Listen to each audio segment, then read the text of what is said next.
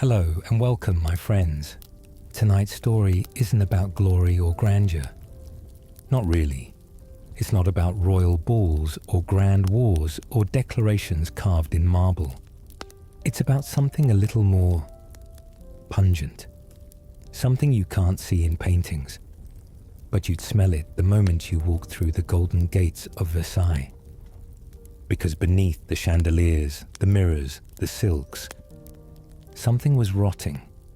So if you're settling in, dim the lights. Maybe light a candle, a plain one. Nothing too floral. And take a breath. Tonight, we're not just stepping into a palace. We're stepping into a world where perfume did the work of plumbing, where kings and queens feared water more than war, and where luxury was a thin crust over a very grim reality. You know the image. Versailles, glittering, opulent, divine. But look closer. Behind the powdered wigs, beneath the brocade, you'll find sweat, mildew, and a noblewoman discreetly relieving herself behind a silk curtain. This wasn't just royalty. It was rot in disguise.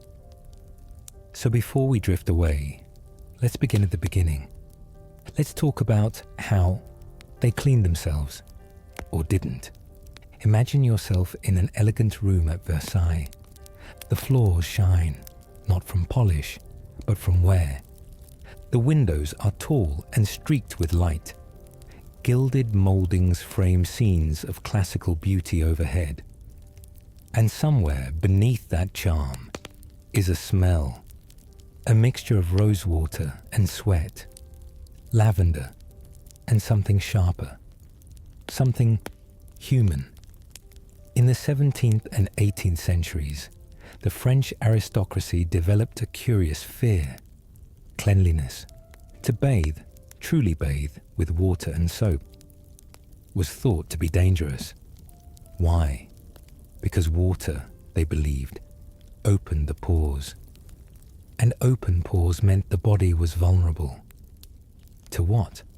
To miasmas, invisible, poisonous airs thought to carry illness and death. Physicians of the day warned against washing too often. They advised instead to keep the skin sealed beneath oils, powders, and tightly woven fabrics. And so, many nobles bathed only once or twice a year, sometimes less. The queen might dip delicately into a perfume tub before a major holiday or an important birth, but daily washing, that was seen as lowly, peasant behavior. Instead, a nobleman would dab at his face with a scented handkerchief. A lady might wipe herself with cloth soaked in vinegars or alcohols. A ritual called dry bathing. It left them fragrant, in theory, but never truly clean. So if they didn't bathe, what did they do? The answer lies in scent. Perfume wasn't just a luxury in Versailles. It was a necessity, a second skin, a mask painted invisibly across the body and woven into the daily rituals of the court. Men and women alike doused themselves in complex layered fragrances, not only on their wrists or necks, but beneath their arms, behind their knees, in their shoes, even along the seams of their clothing. Handkerchiefs were soaked in orange blossom or bergamot, so a quick inhale might ward off unpleasant smells, or help ignore the more pervasive ones. Rooms themselves were perfumed. Some salons at Versailles were designed with hidden fountains that released scented water into the air. Cushions and curtains were sprinkled with rose oil or musk. Even gloves were steeped in floral waters before being worn. Not as a fashion statement, but as defense. Because while Versailles may have been the beating heart of elegance, it also had no plumbing, no sewage system, no real drainage, and so they masked it. Every day nobles would engage in their toilette, a ritualized act of preparing oneself for appearance. This wasn't done in private. In fact, the higher your status, the more public your toilette became.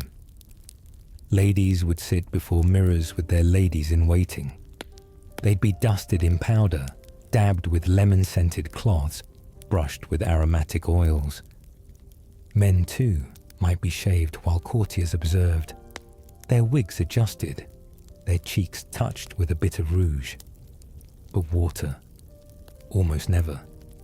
Instead, they relied on scented vinegars and dry cloths, on sachets of herbs sewn into their garments, and on the unspoken agreement to pretend the air was fine. Imagine the warmth of a crowded ballroom, silks rustling, laughter rising, and beneath it all, the mingling scents of fading perfume, stale clothing, unwashed skin. The result wasn't exactly pleasant, but it was ritual. And ritual in court life was everything. In Versailles, smell was more than just a personal trait. It was political. To be scented was to be powerful. To walk past and leave a trail of jasmine or neroli was a declaration that you belonged here, that you were clean in the way that mattered, refined, untouchable, above nature. Perfume marked class. It separated the courtiers from the commoners, even as their bodies betrayed them. The Sun King himself, Louis XIV, was famously obsessed with scent. He preferred orange blossom and jasmine, and commissioned vast quantities of perfume, oils, and aromatic soaps, many of which he never used for washing. He rarely bathed, fearing illness, and when he did, it was often medicinal, in water infused with herbs, under the watchful eye of physicians. But he would anoint his skin with scented creams, layer rosewater beneath his garments, have his apartments refreshed with floral vapor, and demand the same from those around him.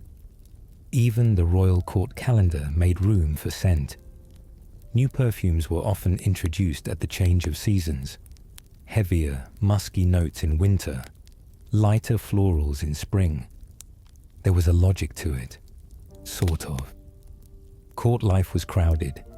Rooms were often packed shoulder to shoulder. Sweat and wool, wine and meat, stale air and breath all mingled into something oppressive. Perfume became armor, a way to move through the palace without being overwhelmed, or perhaps without overwhelming others. But not everyone could afford the finest fragrances, and not all perfumes aged well. A bottle left in sunlight might sour.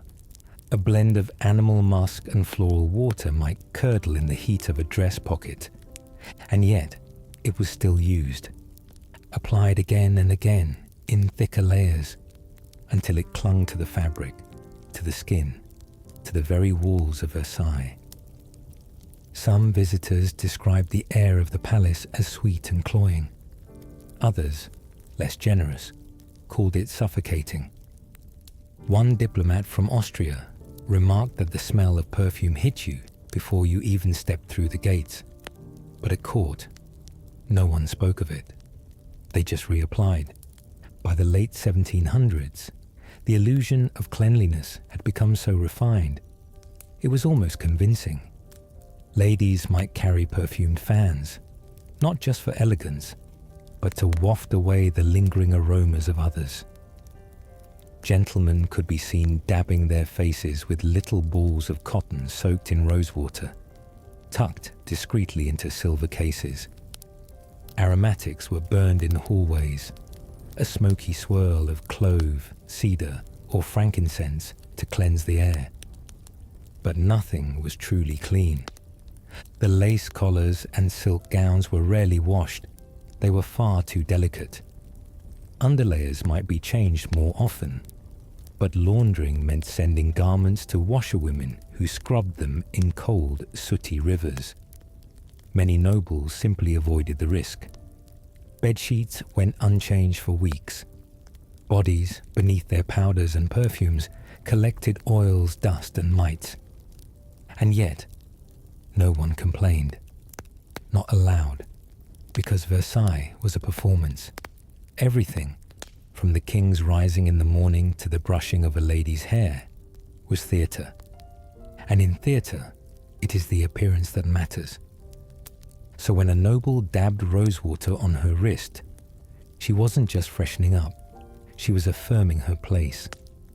When a courtier swept into a salon trailed by the scent of ambergris, he was making a statement more powerful than words.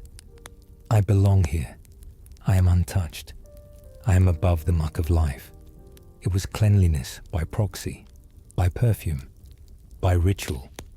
And it held until it didn't, until the illusion wore too thin, until the scent of decay could no longer be disguised by lavender and rose.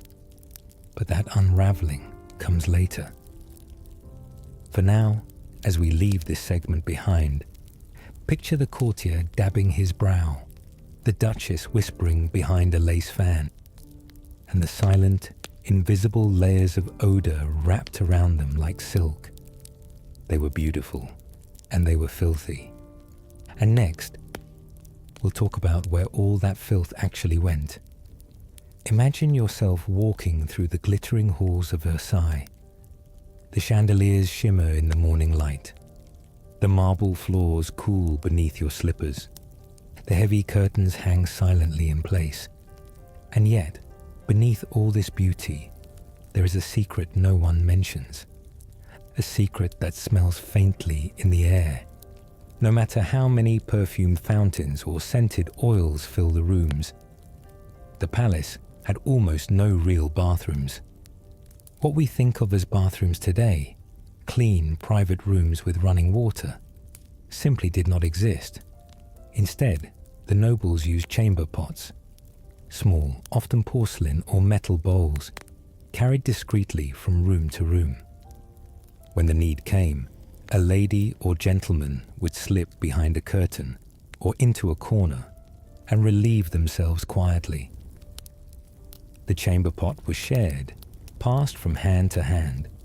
It was collected by servants at intervals, who then emptied the contents out windows or into the palace gutters, in the grand stairwells, behind tapestries, and even under the silk-draped beds. Court members found places to relieve themselves when necessary. During large gatherings or crowded fêtes, the palace gardens often turned into impromptu latrines. Ladies would discreetly step behind bushes. Gentlemen ducked behind statues or trees. Imagine the gardeners arriving at dawn, finding trampled lawns and the remnants of the night before, the soil heavy with scent. Though such scenes may shock us now, they were simply part of daily life at Versailles. And the servants, silently enduring, were charged with the unpleasant task of cleaning and carrying away the waste. Efforts were made to mask the smells. Vinegar was sprinkled in corridors. Incense was burned near doors. Perfumed waters were sprayed into the air. But these were small defenses against a larger problem. The palace was magnificent and yet deeply flawed. A world of elegance hiding the realities of human need. And as the court moved through its daily rituals, the constant cycle of waste and perfume played out unseen but always present. As the court moved through its day, the chamber pots never rested. They were essential tools in a palace without plumbing, both a convenience and a burden. These vessels were carried carefully, their contents kept out of sight, but never far from the noble's reach. Ladies-in-waiting might hold a pot for their mistresses, and pages or servants would carry them discreetly to be emptied. But where did the waste go? Often, it was dumped directly out of the palace windows. Imagine a servant carefully stepping out onto a balcony, lifting the heavy pot and tipping its contents down onto the gravel paths or into the moat below. Sometimes the waste landed on unsuspecting gardeners or animals who quickly scattered. In some corners of the palace, refuse and filth accumulated. The palace had gutter channels, but these were often clogged or open, allowing waste to sit and fester. The smell, though masked by perfume, was ever present. Courtiers who wished to avoid the stench carried perfumed handkerchiefs to cover their noses, and windows were kept shut during the hotter months to keep out flies and odours, trapping the air inside instead. Even the courtiers themselves sometimes complained privately of the unbearable smells, but speaking openly was forbidden. After all, the image of Versailles had to be preserved. To outsiders, the palace was a shining beacon of culture and refinement, but beneath the silk and gold was a constant, shared burden. The presence of human waste, handled quietly but never ignored. When the halls became too crowded, or the need too urgent, the courtiers often took their relief outdoors. The vast gardens of Versailles, with their sprawling lawns, ornamental fountains, and winding paths, became unofficial restrooms during large events. Imagine a summer fete, with nobles dressed in silks and velvets, laughter mingling with the gentle rustling of leaves. Behind hedges or statues, discreet groups would gather, finding privacy in the open air. Gentlemen might seek refuge behind a marble statue, ladies behind a thick stand of boxwood.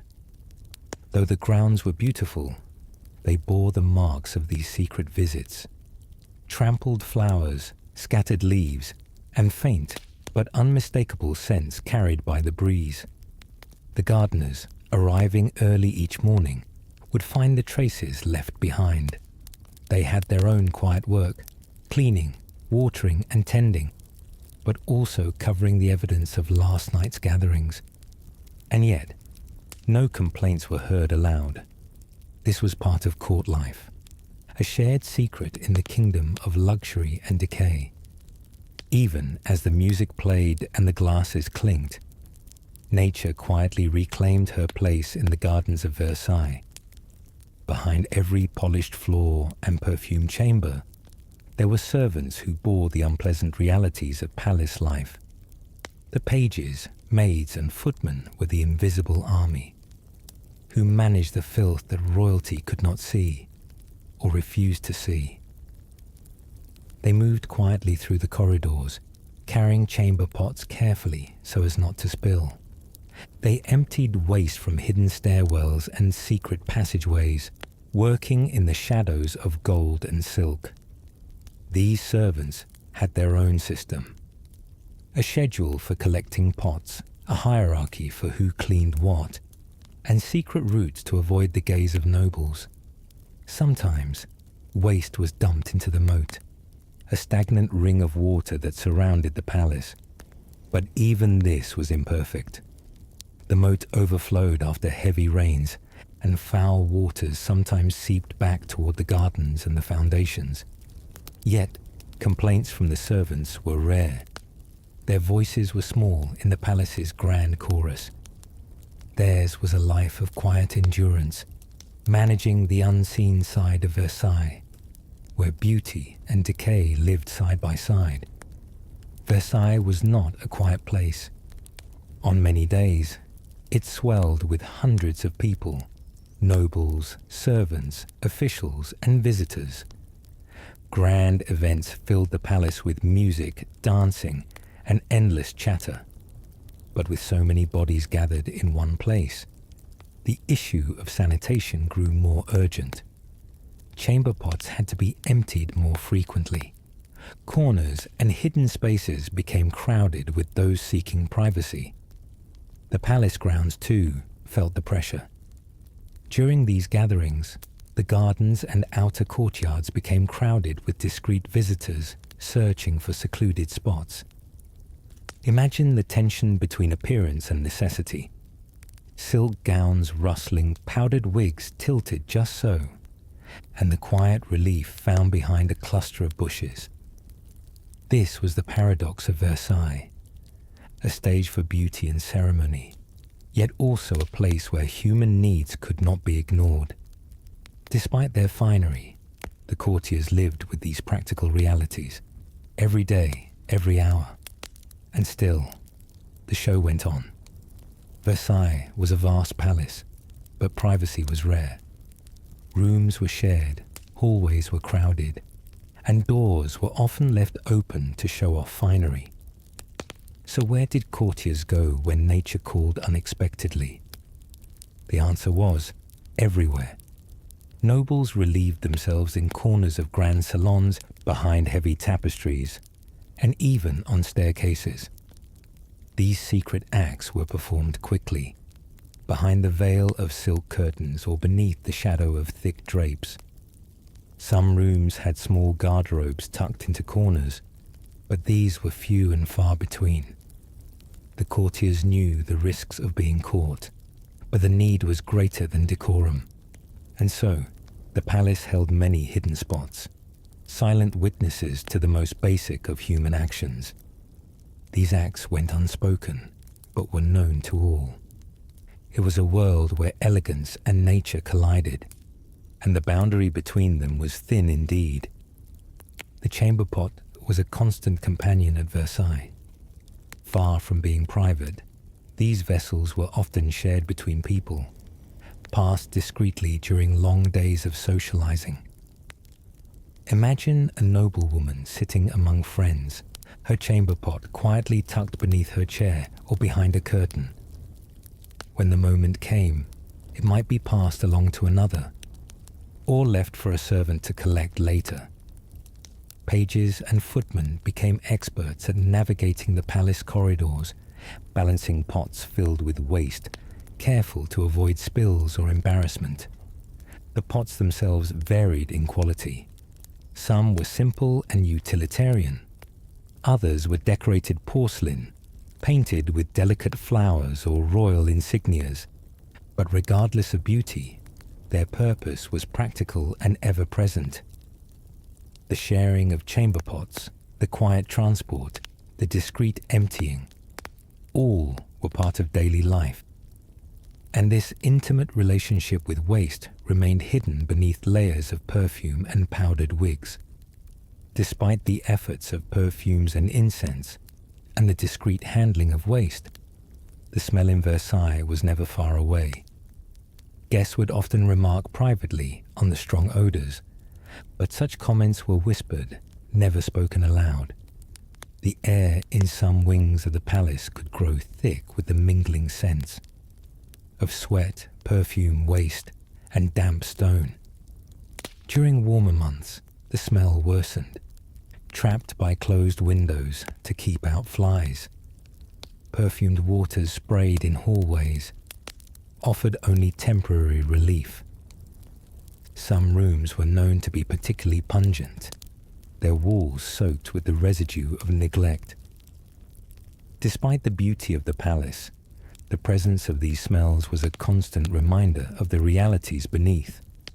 And yet, the courtiers continued their rituals, painting their faces with powder, applying fresh perfume, and moving through the halls as if nothing was wrong. The dance of scent and scentlessness, of luxury and decay, went on, day after day. As we move deeper into the daily life of Versailles, it becomes clear that the palace's grandeur was a carefully constructed illusion, one that hid uncomfortable truths behind its gilded walls. The absence of proper sanitation was not a secret. It was simply accepted. Even the most revered courtiers knew of the palace's foul realities, but spoke only in hushed tones or turned a blind eye. The stench was a persistent companion, lingering in the halls and corners where no one wished to linger. Imagine walking through a hallway lined with rich tapestries, the soft footfalls of silk-clad nobles echoing softly. And yet, beneath the luxury, a faint but unmistakable odor hangs in the air, a mixture of sweat, stale perfume, and something far more unsettling. Despite the heavy use of scented waters and incense, the smell seeped into the very fabric of the palace. It clung to the heavy curtains, it soaked into the wood panelling, and it rose from the stone floors on warm afternoons. Courtiers, though aware, had little choice but to endure. Some carried perfume sachets to hold near their noses. Others kept scented gloves or handkerchiefs to mask the odor in social situations.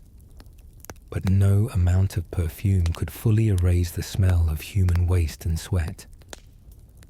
At the heart of the palace, life continued in a delicate balance. The king's daily routine, the dance of politics and power, and the strict social rituals all unfolded within this complex atmosphere of elegance and decay.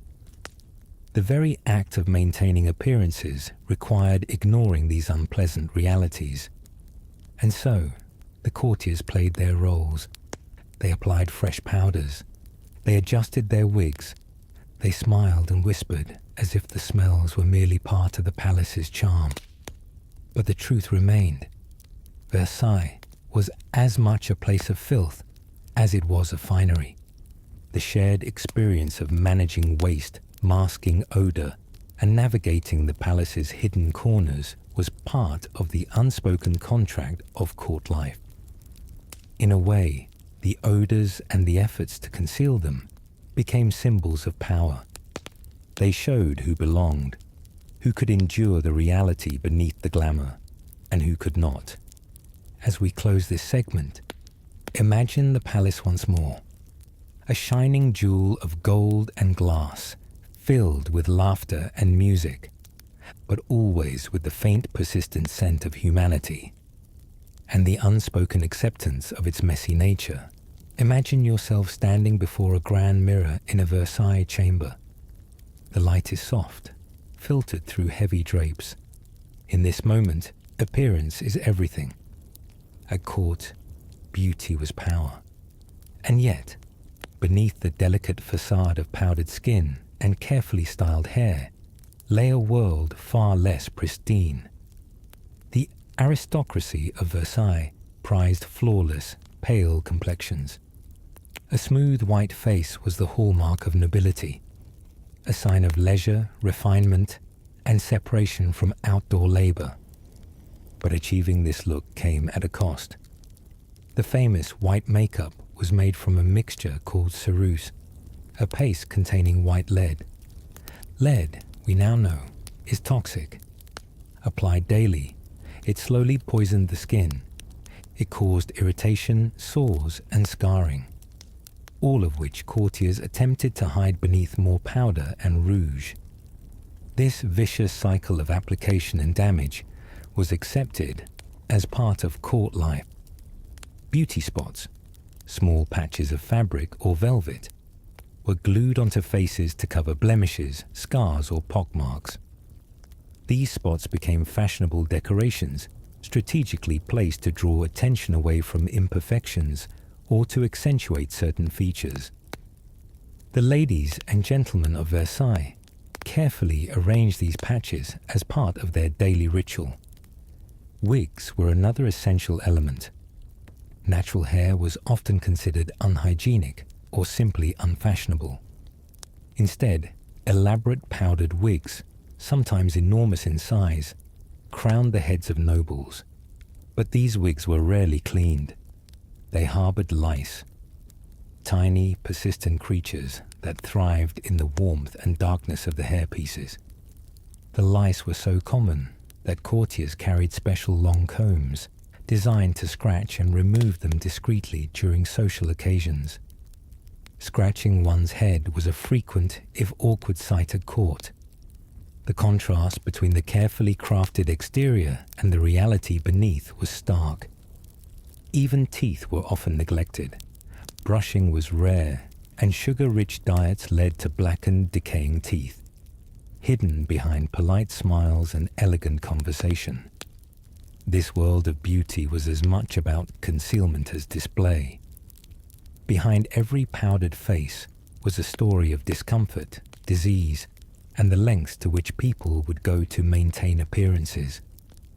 As we follow this path further, we'll see how these rituals extended beyond faces to the very fabric of court life. and how hygiene, or the lack of it, shaped the lives and deaths of Versailles' elite. The powdered white faces of Versailles were more than fashion. They were a statement. They told the world who belonged, who was worthy of attention, and who lived in the gilded bubble of the court. But beneath that brilliant white mask lay a slow, invisible harm. The lead-based cerise paste, though prized for its smooth, opaque finish, was a slow poison. Applied daily, it seeped into the skin, causing a range of painful reactions. Small sores and wounds often appeared, inflamed and slow to heal. Courtiers would paint over these wounds with more powder, trying to maintain the illusion of flawless skin. This cycle created a trap. The more the skin was coated, the more damage was done. The more damage, the more powder was required. Some nobles developed scarring or discoloration, but such blemishes were hidden beneath patches of velvet or silk, the famed beauty spots that decorated faces like jewels. Interestingly, these spots were used for both camouflage and fashion. Their placement was deliberate. Some covered scars, while others were positioned to flirt or signal messages in courtly language. A spot near the mouth might signal a kiss, one on the cheek, a sign of flirtation, while another near the temple could indicate a secret admirer. These tiny patches became part of the intricate social dance of Versailles. While the white mask was toxic, it was also a necessary mask. The appearance of cleanliness and refinement was paramount. Any sign of natural skin, with its freckles, blemishes, or color, was considered vulgar. This obsession extended to hair as well. Natural hair, often dirty and lice-ridden, was hidden beneath towering wigs.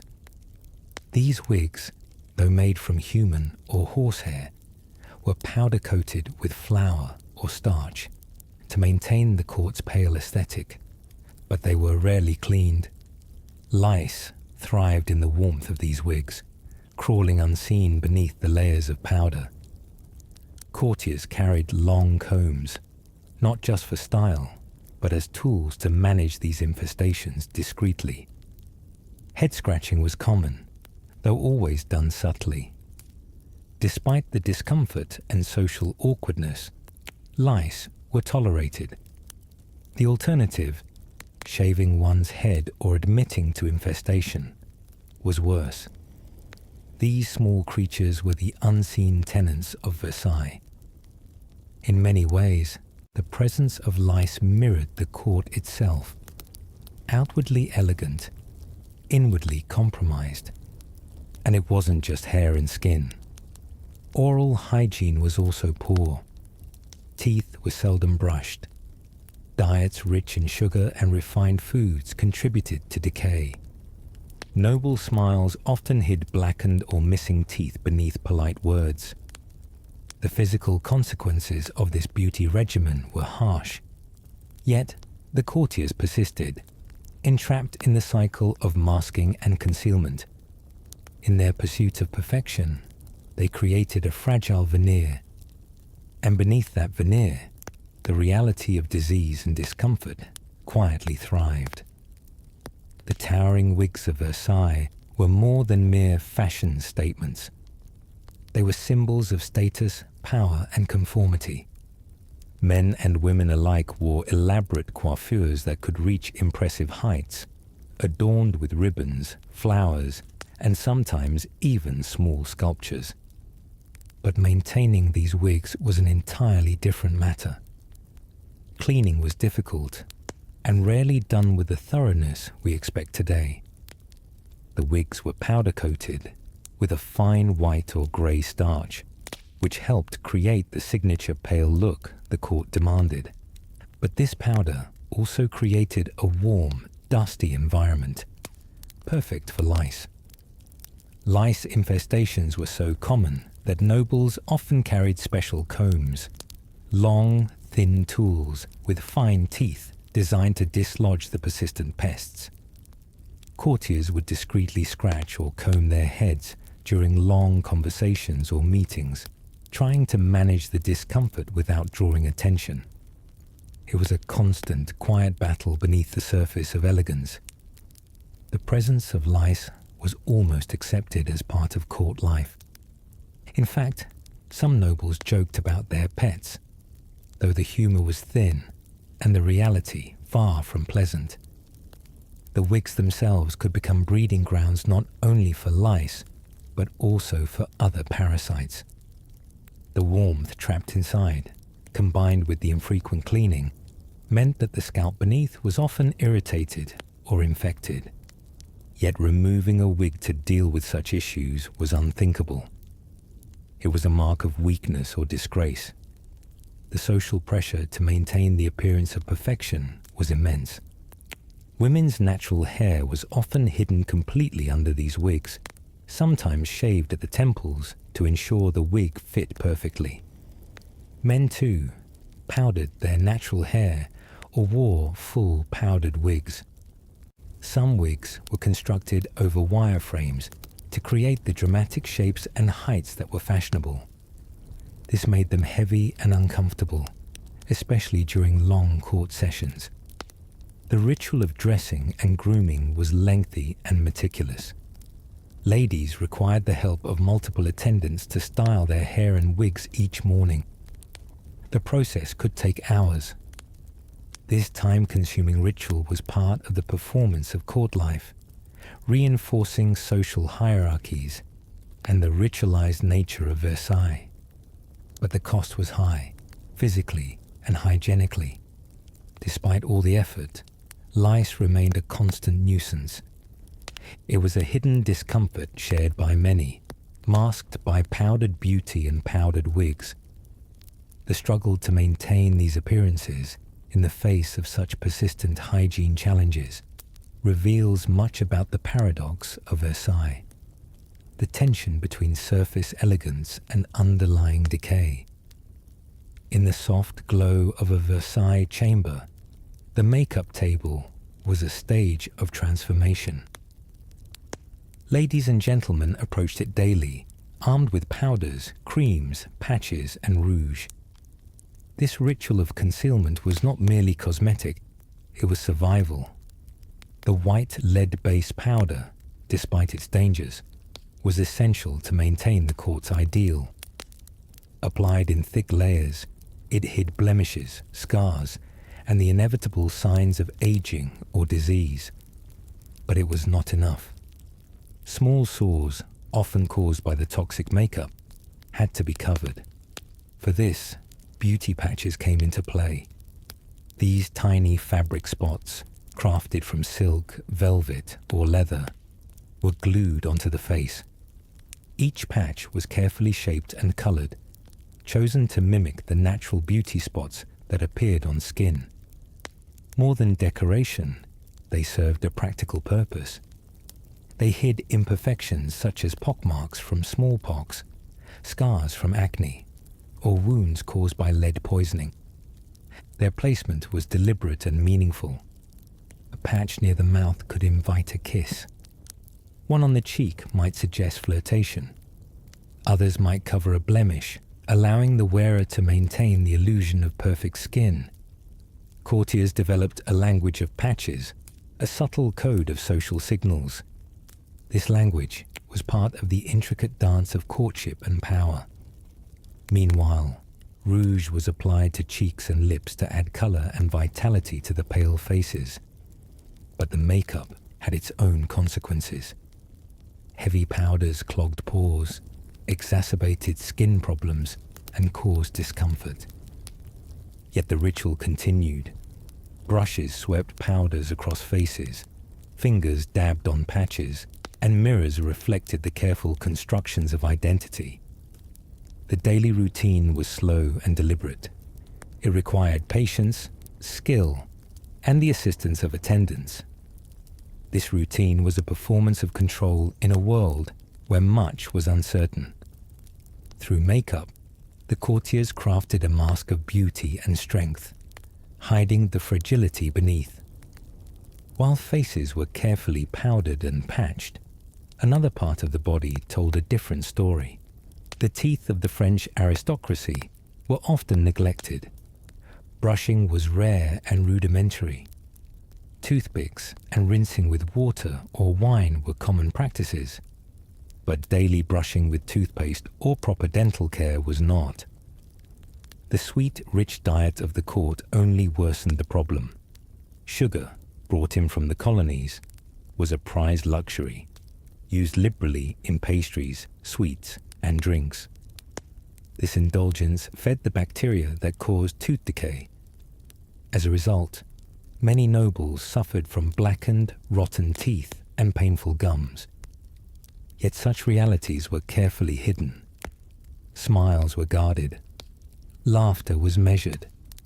Mouths were often covered with delicate fans or gloved hands to conceal dental decay. Even in the midst of conversation, courtiers would turn slightly, avoiding direct eye contact when smiling or speaking. Some turned to false teeth, crude and uncomfortable. Others simply endured the pain silently. The deterioration of teeth was yet another secret behind the mask of elegance. It was a reminder that beneath the powdered beauty, the body was vulnerable. The court's obsession with appearance extended to hiding these signs of decay, but it could not prevent the slow, silent damage wrought by diet and neglect. The contrast was stark. Faces painted pure white, smiling politely over mouths that hid years of silent suffering. This hidden decay was a quiet tragedy of Versailles. At Versailles, personal care was both ritual and performance. Each morning, nobles began the day with lengthy grooming sessions. Ladies sat patiently as their attendants styled their hair and wigs, applied makeup, and dressed them in layers of fine silk and lace. Gentlemen, too, underwent similar routines. Faces powdered, wigs adjusted, and clothing fitted with care. These rituals were repeated daily, sometimes more than once if events required. But despite the time and effort, personal hygiene remained limited. Water was still feared, and true washing was rare. Instead, courtiers relied on dry bathing, the use of scented cloths and powders to refresh the skin without water. This method helped maintain the fragile balance between appearing clean and avoiding the perceived dangers of water. Even hands were seldom washed with soap. Handkerchiefs doused in perfume or vinegar were used instead to mask odors. The use of perfumes was nearly constant. Courtiers carried small scent bottles, dabbing their wrists or necks during social interactions. They scented their gloves, fans, and even the edges of their handkerchiefs. This constant layering of fragrance was both protection and disguise. Yet, these practices only went so far. Beneath the surface, oils, sweat, and dust accumulated. Clothing, often heavy and intricate, was not washed regularly. Instead, garments were aired out or sprinkled with perfume powders. Linen undergarments might be changed more often, but laundering was a laborious process, and delicate fabrics made frequent washing risky. This limited hygiene contributed to a general sense of discomfort. Courtiers battled itchiness, irritation, and the presence of parasites, all hidden beneath their carefully constructed appearances. Despite these challenges, they persevered, bound by the strict codes of court life. Their rituals of care were both a defense against the realities of their environment and a symbol of their status. At Versailles, grooming was as much a social ritual as a personal necessity. Each morning, the King's Rising, known as the levee, was a ceremony attended by courtiers eager to witness his preparations. This ritual extended to the entire court. The toilette, the act of dressing and grooming, was performed in public or semi-public settings. Ladies of the court would sit together, helping each other with hair, makeup, and clothes. It was a moment of camaraderie, but also competition. Every detail mattered. A flawless complexion, a perfectly powdered wig, a delicate patch placed just so, all signaled status and favor. Yet beneath this social dance was a shared knowledge of the palace's darker realities, the itching from lice hidden beneath wigs, the discomfort caused by heavy powders, the unspoken acceptance of poor hygiene. Despite these challenges, the courtiers upheld the illusion of perfection. Complaints about discomfort or odor were whispered, if mentioned at all. Public criticism was rare, as decorum demanded silence. To do otherwise risked scandal or disgrace. In this way, grooming was more than beauty. It was an act of survival within the strict hierarchy of Versailles. It reinforced the power structures that kept the court in place. The performance of cleanliness and beauty masked the realities beneath. It was a delicate balance, one that courtiers maintained daily. Their lives were a constant negotiation between appearance and truth, and the rituals of grooming played a central role in that dance. As the morning light fades over Versailles, the courtiers stand ready, their faces and wigs carefully arranged. They move through the palace with an air of grace and poise, their every step calculated, their every glance deliberate. Yet beneath the surface, a different reality persists. The beauty of the court was built on fragile and often grotesque foundations. Heavy powders masked poisoned skin. Wigs hid lice and irritation. Beauty spots covered scars and wounds. Teeth, seldom cleaned, were blackened by decay. Sweat was hidden beneath layers of perfume cloth. This paradox, the blending of elegance and filth, defined life at Versailles. It was a place where appearances were everything, where the surface had to be flawless, even if the cost was pain and disease. The courtiers endured discomfort and illness to maintain their roles. Their hygiene rituals, though elaborate, were limited by contemporary beliefs and fears. Water was avoided for fear of illness. Cleaning was performed with powders and scents. Filth was concealed rather than removed. This created a world where beauty and decay coexisted intimately. The palace itself seemed to breathe this contradiction. Its gilded halls and mirrored salons were spaces of splendor, but also of hidden rot. Understanding this duality offers a deeper view of Versailles, not just as a palace, but as a complex social organism, fragile and flawed. As we prepare to leave this segment behind, imagine the courtiers, their faces bright and powdered, their hands dabbing scented cloths, moving silently through a palace where beauty and decay entwined. This is the hidden truth behind the grandeur. Imagine, for a moment, the silence that falls over Versailles when a noble passes away. The grand halls grow still, the laughter fades, and behind the ornate doors, a different reality takes hold. Death at Versailles was far from peaceful. There were no modern embalming methods to preserve bodies. Instead, the deceased often remained in their rooms for days. Their presence lingered in the air, untouched by fresh linens or thorough cleansing. The inevitable odors of decay began to rise. To mask this, perfume and flowers were placed nearby. Heavy bouquets of roses, lilies, and musk, their scents mingling in an effort to conceal the natural stench. Yet, the efforts were often insufficient. The smell of death hung like a shadow, an unspoken presence in the palace. Bedsheets were rarely washed. Clothing was left uncleaned. Mites and filth collected in the folds of fabric and drapes. Even in the most luxurious chambers, these conditions persisted.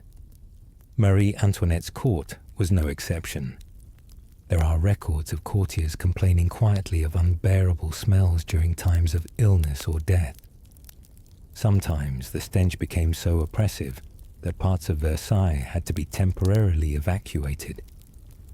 The grandeur of the palace could not erase the reality of human mortality. Death was a solemn visitor, wrapped in perfume but unmistakably present. This quiet stench was a reminder that no amount of powder or perfume could hide. After death, the palace did not pause. Life continued around the rooms where bodies still lay. Bedsheets and clothing, rarely washed during the occupant's life, remained untouched for days or weeks. They became breeding grounds for mites and other tiny creatures, adding another layer to the palace's hidden discomfort. The servants worked quietly, moving between chambers, cleaning what they could, but always mindful of the dignity owed to the deceased. Still, the presence of decay and filth was impossible to fully erase. The fabric of the rooms, the curtains, the upholstery, the floors, absorbed smells and stains. Even the grandest apartments bore these marks, unseen but deeply felt. Perfume was used generously, again and again, to mask what could not be cleaned away. Yet, no perfume could fully conceal the slow, inevitable process of decay. This created a tension between opulence and rot, a dance between life and death, between beauty and neglect. Visitors and residents alike lived with this tension, breathing in the mingled scents of flower, perfume, and something darker. In this way, Versailles was a place of contradictions, a palace that dazzled the world with its splendor, and yet harbored the quiet, persistent smells of mortality and neglect. Despite the layers of perfume and ceremony, the stench of death and decay was not easily ignored. Even the courtiers, masters of discretion, found themselves overwhelmed at times. There are records of whispered complaints within Marie Antoinette's court about unbearable smells. The combination of illness, unwashed linens, and the lack of modern sanitation created conditions difficult to endure. On occasion, the stench became so intense that parts of Versailles had to be evacuated. Nobles fled their apartments, seeking fresher air in the surrounding countryside. Servants scrambled to clean or air out rooms, though their efforts were often too little, too late. These evacuations were not publicized. The court maintained its image of splendor and control, but behind closed doors, the reality was far less pristine. The coexistence of life and death, beauty and decay, was a persistent undercurrent in the palace. In this way, Versailles was not just a symbol of royal power, but a living organism marked by the cycles of human frailty. And as death walked silently through the palace, it left behind more than sorrow. It left its unmistakable mark on the very air. As the years passed, Versailles continued its grand performance. The palace remained a symbol of power, culture, and absolute monarchy. Yet beneath the glittering surface, the stench of decay was a constant reminder of human frailty. The layers of powdered faces, the clouds of perfume, the rustling silks, all could not hide the truths of the body. Death, disease, and neglect were always present, just beneath the surface. In fact, the palace was sometimes evacuated entirely because the smell became too overpowering. Nobles would retreat to country estates or summer palaces, escaping the unbearable odors of their grand home. This cycle of presence and absence, of beauty and rot, continued until the final days of the monarchy. Marie Antoinette's court, with all its elegance, was not immune. The smells of illness and death pervaded even the most luxurious rooms. And yet, the courtiers persevered, clinging to ritual and appearance. Versailles was a palace of contradictions, a place where gods and kings lived beside lice and filth, where the finest perfumes could not mask the scent of mortality. As we close this journey through the hidden hygiene of Versailles, imagine once more the glittering halls, the powdered faces, and the invisible layers of scent and decay. It is a reminder, a gentle, humbling one, that beneath every great history, beneath every grand story, there lies a very human reality, a story of imperfection, fragility, and the strange beauty of survival. Thank you for joining me on this slow walk through the hidden truths of Versailles. May your dreams tonight be sweeter than the palace air, and may you rest well. Good night.